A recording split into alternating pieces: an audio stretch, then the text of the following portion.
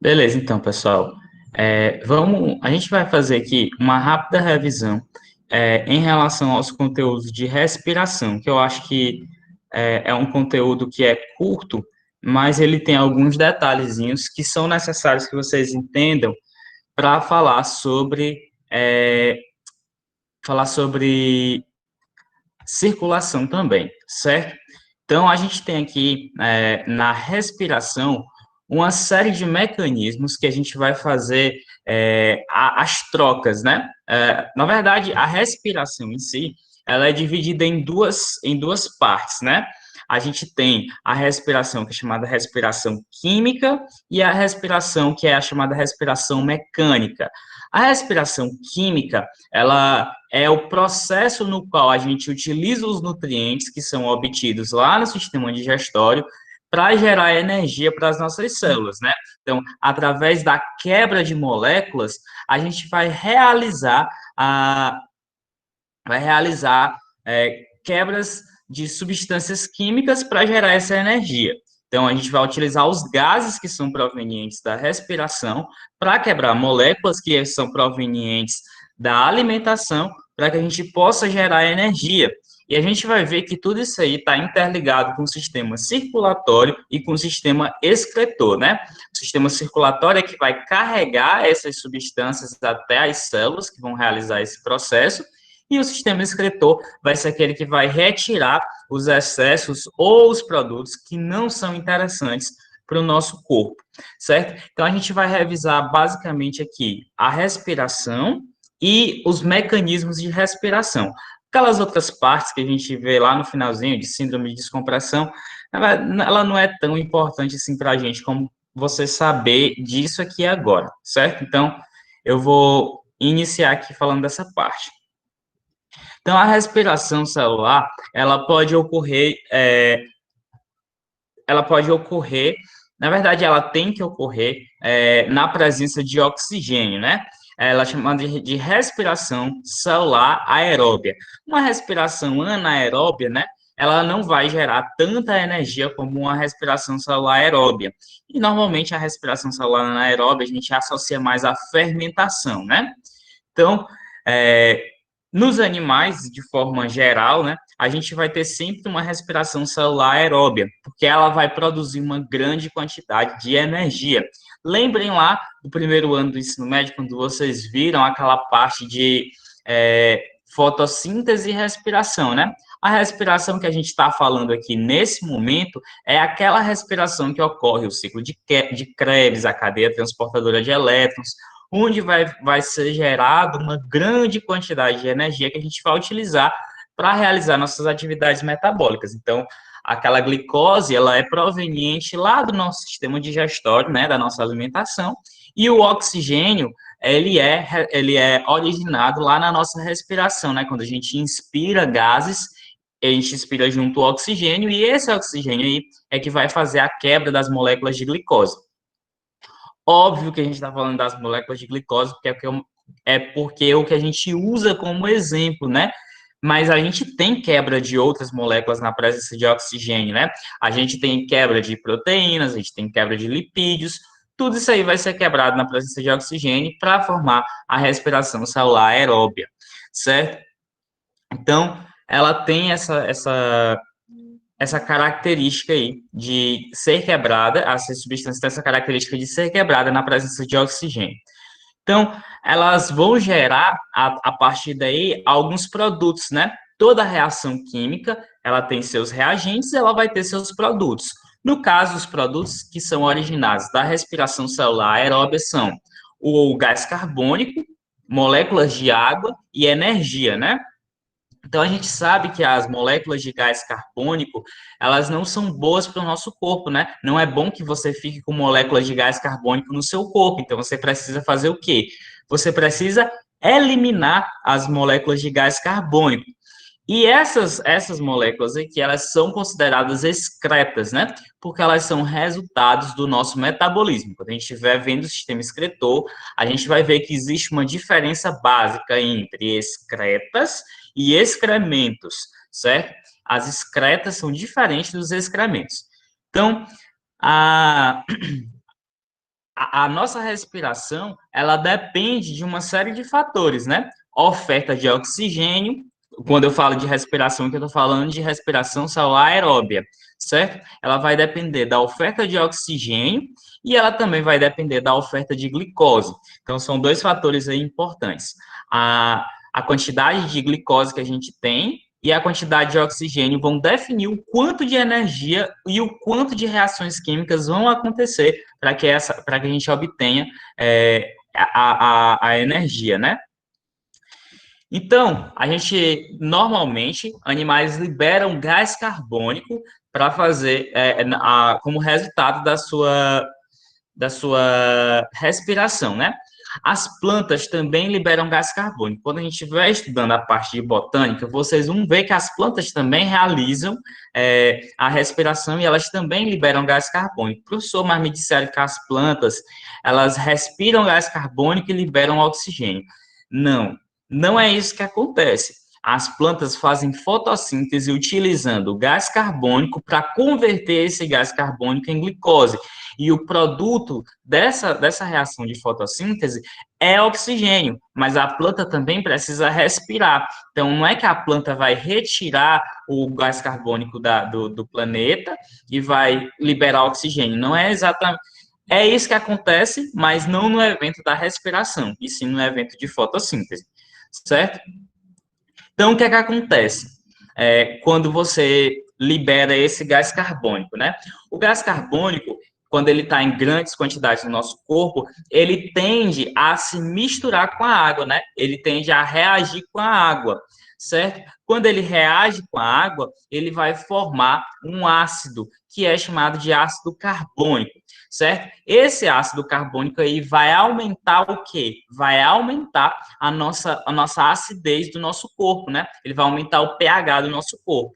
E a acidez, né? Ela é prejudicial às nossas enzimas. Lembre que as nossas enzimas, elas atuam em um pH ideal, certo? Lembre lá da tripsina, da pepsina, da amilase, todas elas vão trabalhar em um pH específico. Então, se eu começar a alterar esse pH, elas não vão funcionar de forma correta. Outro exemplo que a gente tem é que as proteínas, elas desnaturam, né? Elas perdem a sua forma com o aumento ou diminuição da acidez, né? Quando o ambiente está muito básico ou muito ácido. Isso aí depende da enzima, né? Então, essa a ausência da liberação de gás carbônico, né? Ou quando você está num ambiente, por exemplo, que é pobre em oxigênio, você começa a utilizar gás carbônico, o gás carbônico passa mais tempo no seu corpo, você pode morrer por asfixia por causa disso aí, né? Por causa da geração desses ácidos que vão modificar suas enzimas.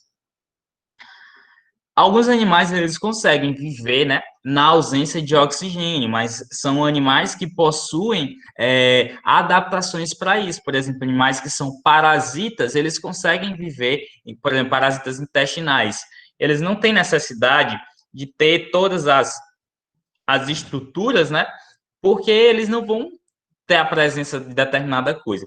Vocês devem lembrar, vou voltar um pouquinho aqui, vocês devem lembrar lá quando a gente estudou o Ascaris lubricoides, né, que causava ascaridíase.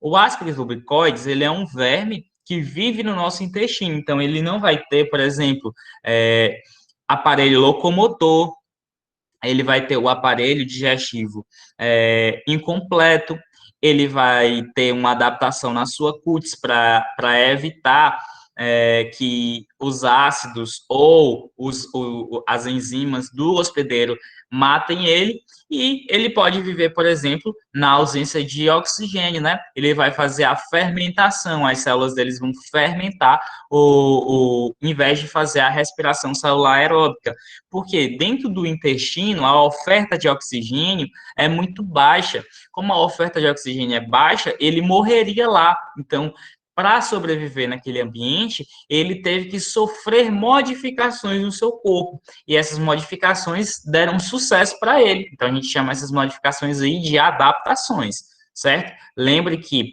a mutação, para se tornar uma adaptação, ela precisa primeiro passar por um processo de seleção. A gente viu isso aí lá no ano passado, quando a gente falou sobre mutações, eu mostrei para vocês que a mutação, ela precisa passar por uma seleção, e a partir dessa seleção, se ela for selecionada pelo organismo, né, aí sim ela vai ser chamada de adaptação. Então, pessoal, a gente tem duas formas básicas de conseguir os gases, né? Os gases vão estar disponíveis ou no ambiente terrestre, né? No ar mesmo, propriamente dito, ou esses gases eles vão estar dissolvidos na água. Por quê? Porque dentro da água também vivem alguns organismos. Alguns organismos são capazes de viver dentro da água. Por exemplo, os peixes, eles são capazes de viver dentro da água.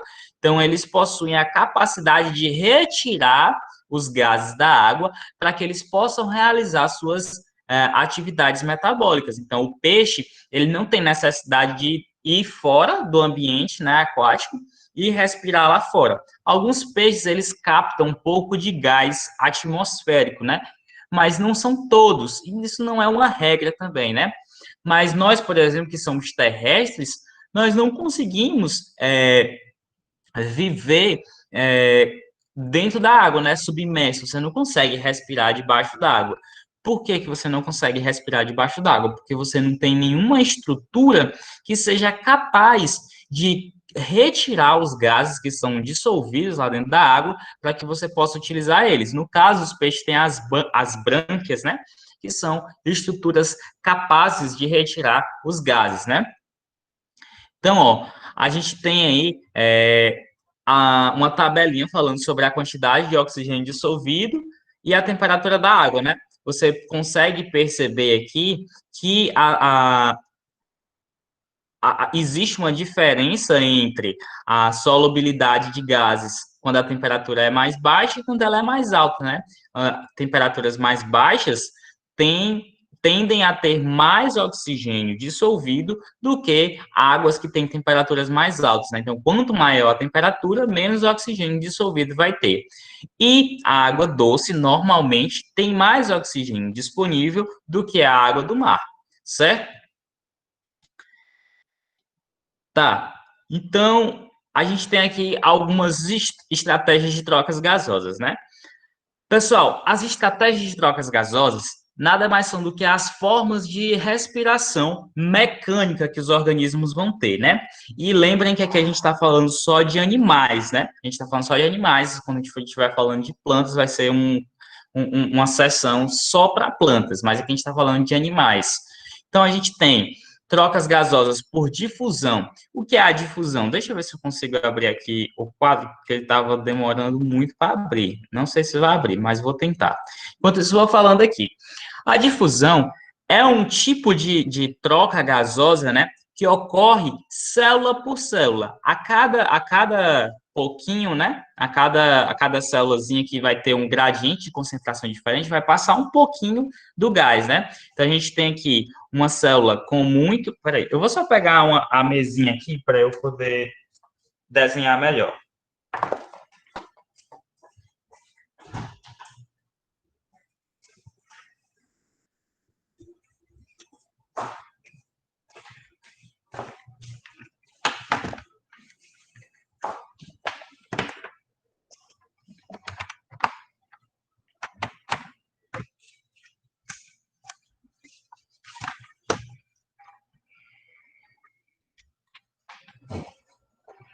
Pronto, voltei.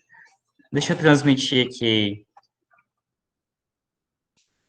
a tela aqui do quadro.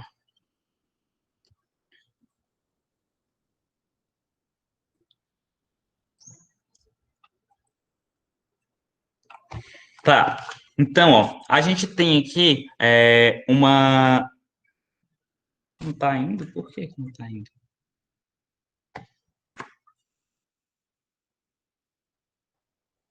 Tá. Beleza. Vocês estão conseguindo enxergar?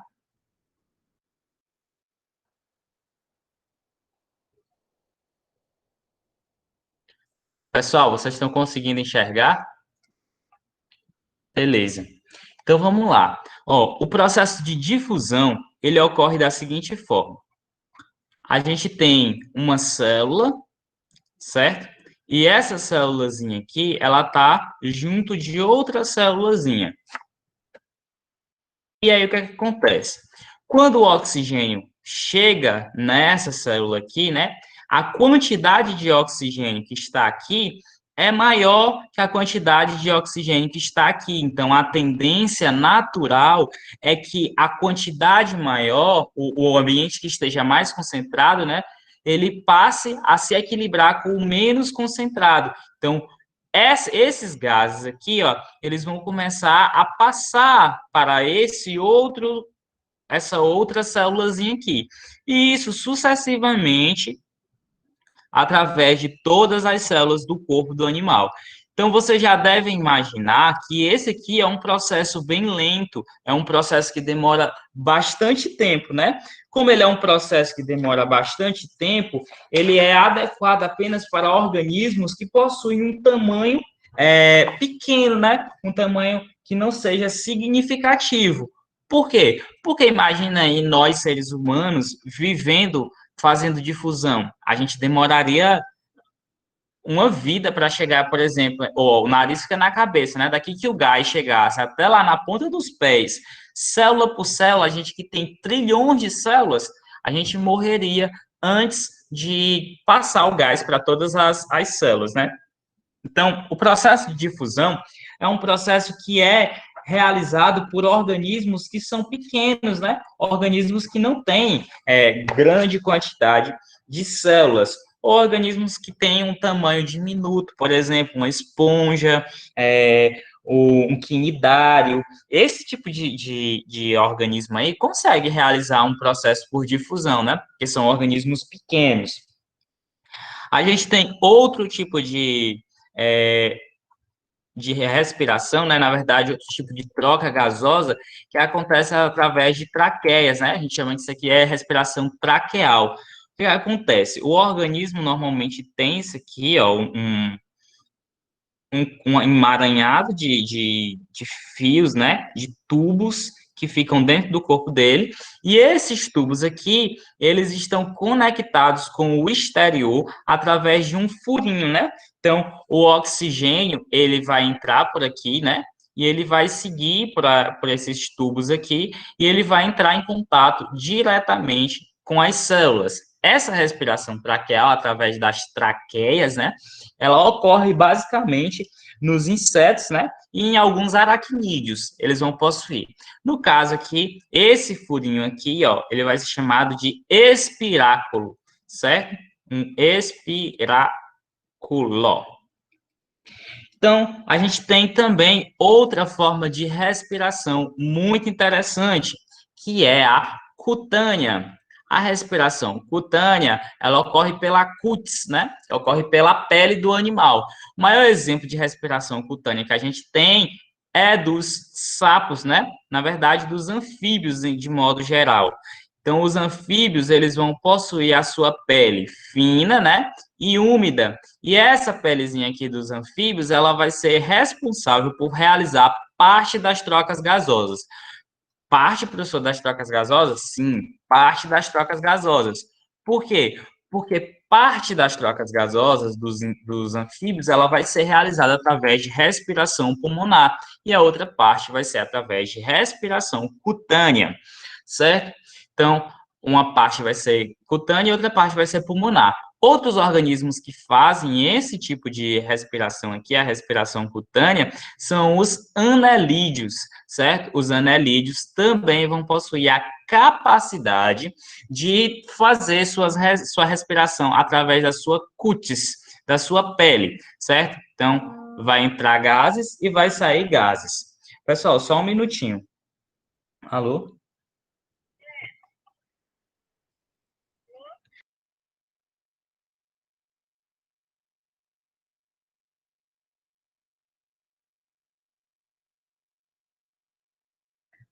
Sim, pessoal, desculpa. Então, a respiração cutânea, ela vai ser através da pele, certo? Deixa eu ver o que mais tem aqui. Ah, sim, a gente tem a respiração branquial. A respiração branquial é a respiração através das brânquias. As pessoas conhecem as brânquias também como guelras, né? Então, a gente tem aqui um peixinho, né? Vou botar um peixe aqui meio obeso, né? Mas tudo bem. Aí a gente tem aqui aquele opérculo e debaixo do opérculo, né? Lembrando que o opérculo, quem possui opérculo são peixes ósseos, né? Muita gente não lembrou do opérculo na prova sobre os peixinhos, né? As pessoas não lembraram que o peixe ósseo possuía esse opérculo. E aqui debaixo, né, a gente vai ter as guelras, né? E aqui vai ocorrer as trocas gasosas, tanto a entrada de oxigênio como a saída de gás carbônico, certo? A água vai entrar pela boca deste organismozinho aqui e vai sair pelas guelras ou pelas brânquias, né? O nome mais científico. Sim, e a gente vai ter também, assim, exemplos de respiração branquial, a grande maioria dos organismos que são aquáticos, peixes, crustáceos, todos esses organismos aí vão ser responsáveis, vão fazer a sua respiração do tipo branquial, certo?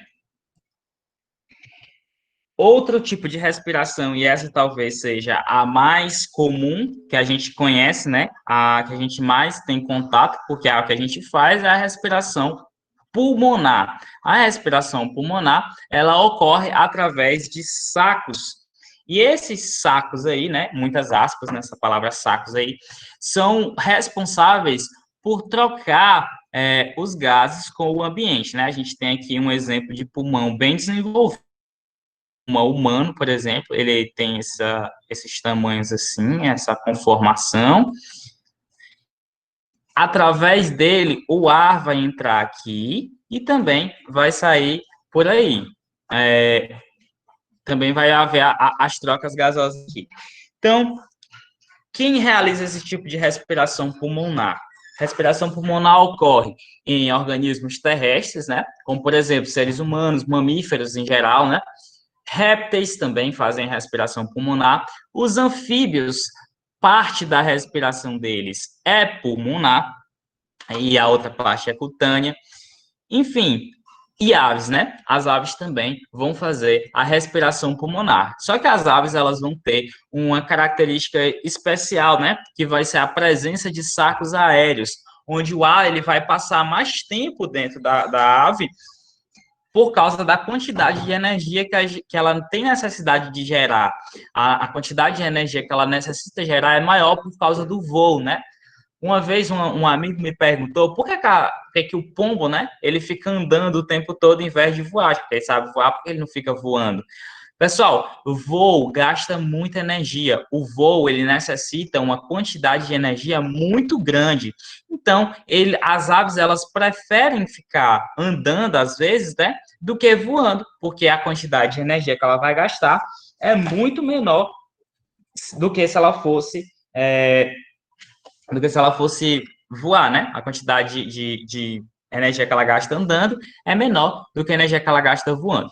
Pessoal, a partir daí, vai ter um aprofundamento de cada dos tipos de respiração.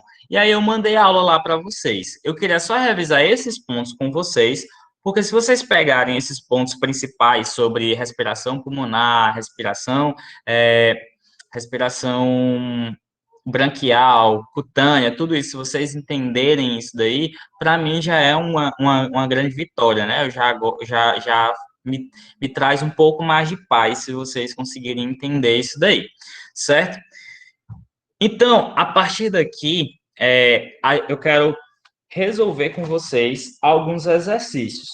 Só que assim, para que essa aula não fique muito grande, eu vou encerrar a gravação, mas a gente vai continuar resolvendo os exercícios, certo? Então, quem está aqui vai resolver os exercícios e os demais que não estão assistindo agora vão assistir só até essa parte, certo? Então, eu vou encerrar aqui, mas não saiam da aula.